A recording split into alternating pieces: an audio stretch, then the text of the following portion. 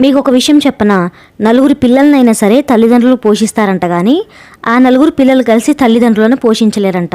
నిజమే కదా. తల్లిదండ్రులు నలుగురు పిల్లలనైనా సరే ఒక బాధ్యతతో వాళ్ళ పుట్టిన దగ్గర నుంచి డైపర్లు చేంజ్ చేయడంతో మొదలుపెట్టి బారసారలని, అన్నప్రాసమని అండ్ ఉన్నా లేకుండా ఫస్ట్ బర్త్డే ఘనంగా చేయడం, ఇంతటితో అయిపోయిందా? ఇప్పుడే స్టార్ట్ అవుతుంది అసలు రంగం. రెక్కలు ముక్కలు చేసుకుని వాళ్ళ స్కూల్ ఫీజులు, కాలేజ్ ఫీజులు కట్టి పిల్లల్ని ఒక హోదాలోకి తీసుకొచ్చి అప్పు చేసి ఇల్లు కట్టి పెళ్లి చేస్తే వాళ్ళకి పెళ్ళయి పిల్లలు పుట్టాక అదే తల్లిదండ్రులు బరువైపోతారు. ఎందుకు?